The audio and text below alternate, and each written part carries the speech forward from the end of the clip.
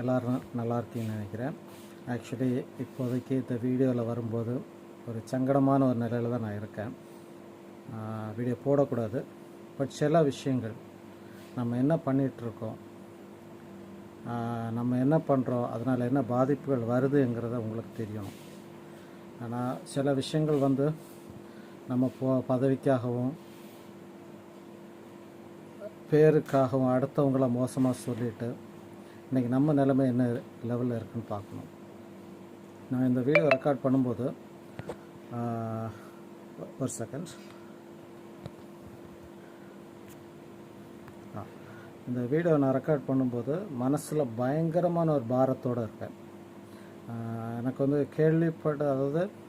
கேள்விப்பட்டிருக்கேன், பட் எங்கள் இடத்துல இப்படி ஒரு விஷயம் அப்படின்னு சொல்கிறது கொஞ்சம் ஜீரணிக்க முடியாத ஒரு சிச்சுவேஷன். நான் அது என்னென்னு விளக்கம் சொல்லியாச்சுன்னா அது வேறு லெவலில் போயிடும். நீங்களெல்லாம் யோசிக்கணும். நான் அது யாரையும் குறிப்பிட்டு சொல்ல விரும்பல. என்னை ஒரு பொறுப்புக்கு வேண்டி பொறுப்பில் இருக்கக்கூடாதுன்னு ஒரு சம்மந்தப்பட்ட ஒரு நபர் ஒவ்வொரு வீட்லேயும் ஃபோன் பண்ணி சொன்னாங்க, அலிசன் பொறுப்பில் வந்தால் பிள்ளைகள் நாசமாக போயிடும், அதனால் அவனை பொறுப்பில் எடுக்காதீங்க அப்படின்னு சொல்லிட்டு பண்ணின ஒரு நபருக்கு இப்போது மாட்டிட்டு முழிக்கிற விஷயம் வேறு இல்லை. ஒருவேளை அன்றைக்கி நான் அந்த பொறுப்பில் வந்திருந்தேன்னா அந்த பிரச்சனை வந்திருக்காதோ அப்படின்னு யோசிக்க தோணும். ஏன்னா நான் எல்லார்கிட்டையும் எந்த பிள்ளைகளாக இருந்தாலும் சரி, பையன்மாராக இருக்கலாம், பிள்ளைகளாக இருக்கலாம், அவங்கள்ட்ட ஒரு பாசிட்டிவ் ஆட்டிடியூடை தான் கொண்டு போவேன். எல்லா பிள்ளைகிட்டையும், கிளாஸில் இருக்க எல்லா பிள்ளைகிட்டையும் சொல்கிறது என்னன்னு சொன்னால், நீங்களாக இருங்க, யார்கிட்ட பேசணும் பேசக்கூடாதுங்கிறத ரெஸ்ட்ரிக்ஷனை நீங்கள் வைங்க. எல்லா விஷயமே ஓப்பனாக பேசி பழகுங்க. உங்கள் பெற்றோர்கிட்ட சொல்ல முடியாத விஷயங்களை உங்கள் ஃப்ரெண்ட்ஸ்கிட்ட சொல்லுங்கள். அப்படின்னு உள்ள ஒரு பாசிட்டிவ் ஆட்டிடியூடில் தான் நான் கொண்டு போகிறேன். நீ எனக்கு கிளாஸில் இருக்க எல்லா பிள்ளைகிட்ட வேணால் கேட்கலாம், சரியா? அப்படி கொண்டு போக நினச்ச என்ன தான் நீங்கள் மோசம் அப்படின்னு சொல்லிட்டு வெளியில் ஆக்கிட்டு 2 பேரை பொறுப்பில் எடுத்தீங்க இல்லையா? இப்போ உங்கள் ஃபேமிலியில் நிலை என்னன்னு பார்த்தீங்களா? அழுதா தாங்குமா? இதாவது நான் உங்களை குறை சொல்ல வரலைங்க. அதாவது நம்ம பிரம்பை கையாளதான் தன் மகனை பாய்க்கிறான்னு பைபிள் இருக்கு இல்லையா? நான் ஒரு பிள்ளைய கண்டிக்கிறேன், இந்த பிள்ளை தப்பு பண்ணக்கூடாதுன்னு கண்டிக்கிறேன்னா அதுக்கு ஆப்போசிட்டாக எத்தனை பேரண்ட் அன்னைக்கு ஒரு பிள்ளை என் கிளாஸில் ஒழுங்காக உட்கார சொன்னதுக்கு எவ்வளோ பேரண்ட்ஸ் அலிசன் கோவப்படுறான் யோசிச்சிங்க, பேசுனீங்கல்ல? இப்போ சொல்லுங்கள் பார்ப்போம். ஐயோ நாங்கள் கோவப்பட்டோம், நாங்கள் கோவப்படலை, அதனால தான் எங்கள் பிள்ளை இப்படி ஆகிப்போச்சுன்னு சொல்லுவீங்களா? வெக்கமாக இல்லை உங்களுக்கெல்லாம்? இது பெற்றோராக இருக்கலாம், பொறுப்பில் இருக்கவங்க, நீங்கள் யோசிக்க வேண்டிய விஷயம். ஸ்ட்ரிக்டாக இருக்க வேண்டியது இருந்து தான் ஆகணும். பிள்ளைகள் எல்லாருமே பிள்ளைகள் தான். ஸ்ட்ரிக்டாக இருக்க வேண்டிய இடத்துல நீங்கள் ஸ்ட்ரிக்டாக இருந்திருந்தீங்க அப்படின்னு சொன்னால் நிறைய பிரச்சனை இருக்கும். அதே நேரம் அந்த பிள்ளைகளுக்கு உங்கள்கிட்ட பேசுகிறதுக்கான ஃப்ரீடத்தை கொடுக்கணுங்க. ஒரு பிள்ளை ஒரு தப்பான வழியில் போகுதுன்னு சொன்னால் உங்களுக்கு கண்டுபிடிக்க தெரியாதா? பெற்றோர் நீங்கள் கண்டுபிடிக்க முடியாதா? என் பிள்ளை தப்பாக போகுதுன்னு சொன்னால் கண்டுபிடிக்க முடியாதா? அப்போ நான் பெற்றோர் கிடையாதுங்க. என் பிள்ளை எப்படி போகுதுன்னு பார்க்குறது ஏன் கடமைங்க. கடவுள் பிள்ளை ஏன்ட்ட வளர்க்க தந்திருக்காரு, அப்போ நான் பார்க்கணும்ல. அதை நம்ம என்ன வேலை பார்க்கணும் தெரியுமா? அடுத்தவன் சட்டியில் என்ன வேவுதுன்னு நோண்டிகிட்டு இருக்குமே தவிர நம்மளை பார்க்க விடுறோம். சத்தியமாக அதாவது மனது வெறுத்து தான் பேசுகிறேன் நான். அவ்வளோ மோசமான ஒரு விஷயம் இது. எப்படிங்க இதெல்லாம் சகிக்க முடியும்? நீங்கள் அப்படி சும்மா இருந்து அப்படி எலும்பி அந்த தூசியை தட்டி விட்டு போயிடுவீங்களா? அந்த பிள்ளையோட லைஃப் என்னங்க? யார் காரணங்க இதெல்லாம்? யார் காரணம் இதுக்கு? உங்கள் பதவி வரை அடுத்தவனுக்கு ஆப்படிக்கிறது. திரும்ப திரும்ப சொல்கிறேன், இது ஒன்று சொல்லுவாங்க பழமை, அடுத்தவன் சட்டியில் என்ன வேணும், என்னது உங்கள் சட்டியில் என்ன கருகுதுன்னு பார்க்காம அடுத்தவன் சட்டியில் என்ன வேகுதுன்னு பார்க்க வேலை கருகிச்சாப்போ தயவு செய்து பிள்ளைகளை வந்து கொஞ்சம் கண்டித்து அதே நேரத்தில் பிள்ளைகளை வந்து அரவணைச்சு கொண்டு போங்க. எல்லா பெற்றோருக்கும் பிரச்சனைகள் உண்டுங்க. பண பிரச்சனை இருக்கலாம், 1008 பிரச்சனை இருக்கலாங்க. எப்போ நீங்கள் உங்கள் பிள்ளைகளை பார்க்க தவறுறீங்களோ பிள்ளைங்க எங்கே போகுதுன்னு தெரியாதுங்க. ஒன்ஸ் ஒரு லைன் கிராஸ் ஆயிடுச்சுன்னா நீங்கள் அது திருத்திட்டு காரியம் இல்லைங்க. அவ்வளவு, அதாவது சத்தியமாக எனக்கு வந்து அது என்ன நடந்துன்னு சொல்லிடலாமோன்னு இருக்குது. அந்த பிள்ளையோட லைஃப் தயவு செய்து நீங்கள் உங்கள் பிள்ளைகளை நீங்கள் பாருங்கள். அடுத்தவங்களுக்கு வேண்டி உங்கள் பிள்ளைங்களுடைய லைஃப்பை தீர்க்காதீங்க. இங்கே இப்போ அப்போ அதான் செய்கிறீங்க. யோசித்து பாருங்கள். நீங்கள் என்ன சொன்னீங்க? நீங்கள் சொன்ன இதே வார்த்தை அலிசன் பொறுப்பில் வந்தால் ஒரு பிள்ளைகளும் அங்கே சண்டே கிளாஸ் வராதுண்ணா, இப்படி தானே சொன்னீங்க? ஆமாங்க, அலிசன் ஸ்ட்ரிக்ட்டு, இருக்க வேண்டிய இடத்துல ஸ்ட்ரிக்டாக தான் இருப்பேன். ஆனால் பிள்ளைகளை அரவணைச்சு போகிற இடத்துல அரவணைச்சு தான் போவேன். என் கிளாஸில் இருக்க எந்த பிள்ளையாக இருந்தாலும் எந்த சங்கடம்னாலும் சொல்லும், வீட்லேயும் சொல்லும், அவங்க ஃப்ரெண்ட்ஸை டிஸ்கஸ் பண்ணும். அப்புறம் எதுக்கு தப்பு நடக்க போகுது? நீங்கள் என்ன செய்யுங்க தெரியுமா? அடுத்தவன்ட்ட பேசப்படாது, அங்கே பேசப்படாது, இங்கே பேசப்படாது, பிள்ளைகளை வந்து நெருக்கடியை கொடுக்குறீங்க. இவ்வளவு தப்பு நடந்து இத்தனை நாளான பிறகு உங்களுக்கு ஒரு பிள்ளையோட மனசு உங்களுக்கு புரிஞ்சிக்க முடியல, பிள்ளையோட மாற்றங்கள் தெரியலன்னு இல்லையா சார்? நீங்கள் எதுக்கு நீங்கள் பெற்றோரால் இருக்கீங்க? உங்கள் இதை எடுத்து பாருங்கள். நீங்கள் யார் யாருக்கு ஆப்படிச்சிங்க, படித்து எத்தனை வீடியோ போட்டேன். பொறுமையாக இருங்க, கவனமாக இருங்க, அடுத்த வேலை கூட பிள்ளைகளை அனுப்பாதீங்கன்னு எத்தனை வீடியோ போட்டேன் நான். அப்போ எல்லாம் உங்களுக்கு என்னது? அலிசனுக்கு பைத்தியம். இப்போ யாருக்கு பைத்தியம் ஆச்சு? தயவு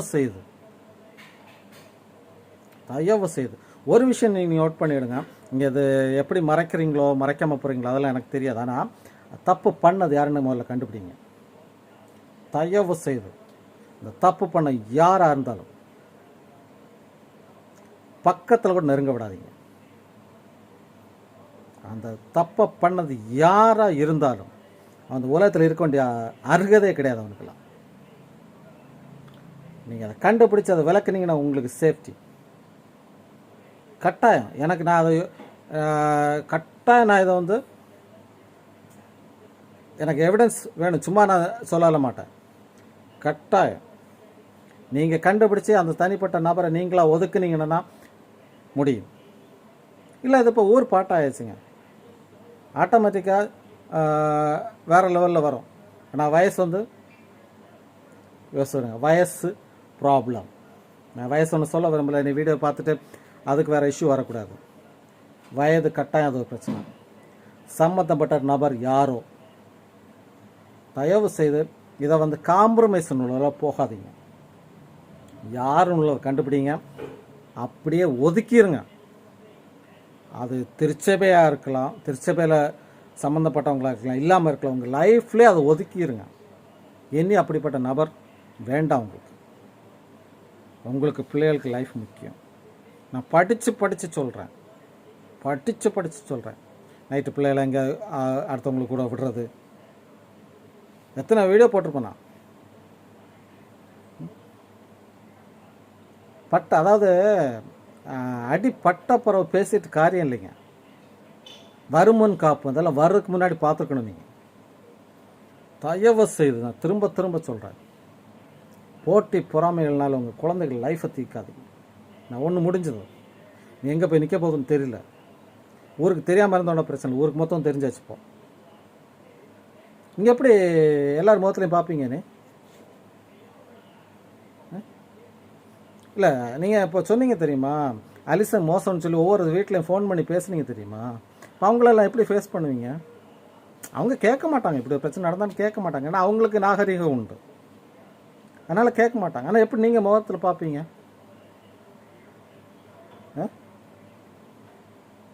தயவு செய்து எந்த பெற்றோராக இருக்கட்டும், உங்கள் பிள்ளைகளை வந்து கண்டிக்க வேண்டிய இடத்துல கண்டிங்க, அரவணைக்க வேண்டிய இடத்துல அரவணைங்க, அவங்களுக்கு துணை நிற்க வேண்டிய இடத்துல துணை நில்லுங்க.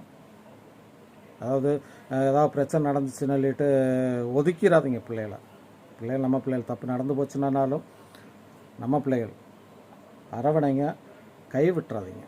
கைவிட்டுறதுன்னு சொல்கிற விட அவங்களுக்கு வந்து ஒரு மாரல் சப்போர்ட் நீங்கள் தான் நிற்கணும்.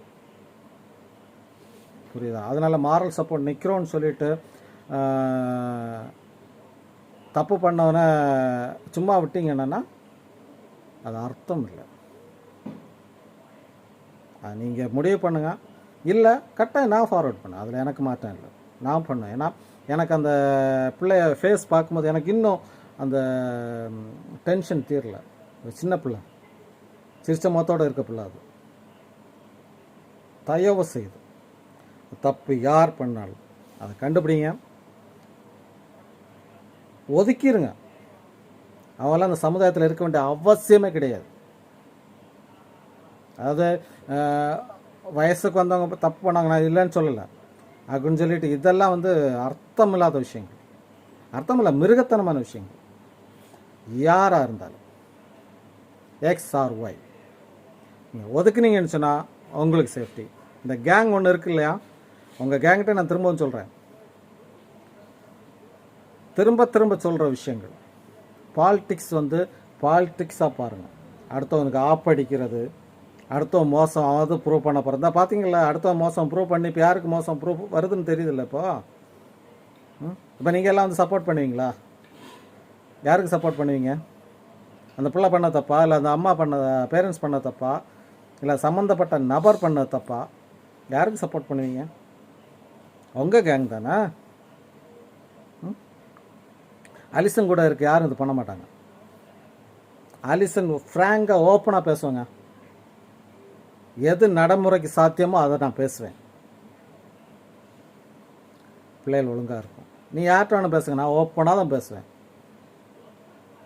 எது நடைமுறைக்கு சாத்தியமோ அதை தான் பேசுவேன். அது பலருக்கு பிடிக்காமல் இருக்கலாம். நான் இப்படி தான் இருக்கும். எப்படி பேசணும்னு பழகுங்க. பிள்ளைகள்கிட்ட எப்படி பேசணும்னு பழகுங்க. பிள்ளைகளை எப்படி வச்சுருக்கணும்னு பழகுங்க. தயவு செய்து நீங்களாக கண்டுபிடிக்கணுன்னா உங்களுக்கு ஓகே. இல்லை நிறைய நம்பர்ஸ் இருக்குது, அப்படி தானே? நம்பர் போட்டு விட்டாச்சுன்னா அவங்களாம் வந்து பார்த்துக்குவாங்க. அது வேறு லெவலில் போயிடும். இப்போது நான் சொல்கிறேன், யாருன்னு கண்டுபிடிச்சி ஒதுக்கிடுங்க. அந்த ஆள் நம்ம வேண்டாம். Who ever it maybe. அது பெரியவனாக இருக்கலாம், சின்னவனாக இருக்கலாம், வயசு கூடவனாக இருக்கலாம், குறைஞ்சவனாக இருக்கலாம். அப்படிப்பட்ட ஒரு மனித பிறவி இல்லாத ஒரு மிருகம் நமக்கு வேண்டாம். சரியா? நான் போடக்கூடாதுன்னு நினச்சேன். எனக்கு மனசில் இருக்கிற ஆதங்கத்தை தான் நான் உங்களுக்கு சொல்கிறேன். எவ்வளோ நல்லா இருக்க வேண்டிய ஒரு இடம், சந்தோஷமாக இருக்க வேண்டிய ஒரு இடத்த கெடுத்தீங்க. இப்போ அனுபவிக்கிறீங்க. இப்போது நான் சொல்கிறேன், எங்கேயுமே பதவிக்கு ஆசைப்பட்டோ, அதாவது நல்ல விஷயங்கள் நடக்கிறதுக்கு எடுக்காதீங்க. ஒரு ஆள் இப்போ நல்லா கொண்டு போகிறாங்க அப்படின்னு சொல்லி வச்சுனோன்னா சந்தோஷமாக கூட சப்போர்ட் பண்ணுங்க. அதை விட்டுட்டு அவன் திட்டான், அவன் பிள்ளைகளை பேசிட்டான். ஒரு ஆள் பிள்ளைய கண்டிக்கிறாங்கன்னா அந்த பிள்ளை என்ன தப்பு பண்ணுதுன்னு முதல்ல யோசிங்க. புரியுதா? அதை விட்டுட்டு அவன் பேசிட்டான்னு கேட்காதீங்க. அந்த பிள்ளை என்ன தப்பு பண்ணிச்சுன்னு முதல்ல கேளுங்க. இப்போ நான் சொல்லுவேன், பலரும் அவங்க கேங்கில் உள்ள பலரும் தப்புக்கு மேலே தப்பாக தான் பண்ணிகிட்ருக்கீங்க இப்போ வரைக்கும். சரியா? இப்போ வரைக்கும் தப்பாக தான் பண்ணிகிட்ருக்கீங்க. நான் பேசக்கூடாது இப்படி ஒரு விஷயத்தை அறிஞ்சப்பறம் நான் பேசலைன்னா நான் மனுஷன் கிடையாது. அந்த பிள்ளைக்காக கட்டாயம் ப்ரேயர் பண்ணேன். அதில் மாற்று கருத்து இல்லை. அந்த பிள்ளை வந்து நல்லா இருக்கணும், கட்டாயம் ப்ரேயர் பண்ணேன். எல்லோரும் ப்ரேயர் பண்ணுங்க. ஆனால் சம்பந்தப்பட்ட நபர் யாராக இருக்கட்டும், அந்த நபர் இனி எந்த விஷயத்துலையுமே தலையிடக்கூடாது. எனக்கு யாருன்னு தெரியாது, நீங்கள் தான் கண்டுபிடிக்கணும்.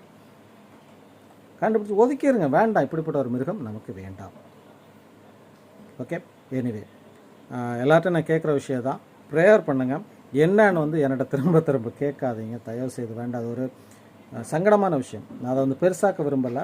எனக்கு வந்து யார்கிட்டையும் பேச முடியாது. இப்போ பேசி வச்சுன்னா அவன் என்ன சொந்தம் கொண்டாடுறோ அப்படி வரும். இல்லை அவன் சந்தோஷப்படுவான், நாங்கள் சங்கடப்படாம சந்தோஷப்படும், அப்படி வரும். வேண்டாம். இது வந்து நான் யதார்த்தமாக தான் சொல்கிறேன். யாருன்னு பேர் சொல்ல எதுக்குமே சொல்லலை. சம்பந்தப்பட்ட நபர்கள் நீங்கள் விழிப்போடு இருங்க. அதுதான் நான் சொல்ல முடியும். ஒரு ஆள் பிள்ளைகிட்ட திட்டாங்கன்னு இல்லையா சொன்னா தலைக்கு மேலே ஏறாதீங்க. எல்லாம் தப்பு பண்ணினா திட்டத்தான் செய்வாங்க. சரியா? இப்போயாவது கொஞ்சமாவது யோசித்து நீங்கள் எடுக்கிற முடிவு பர்ஃபெக்டாக எடுங்க. ஓகே, எனிவே பாய்.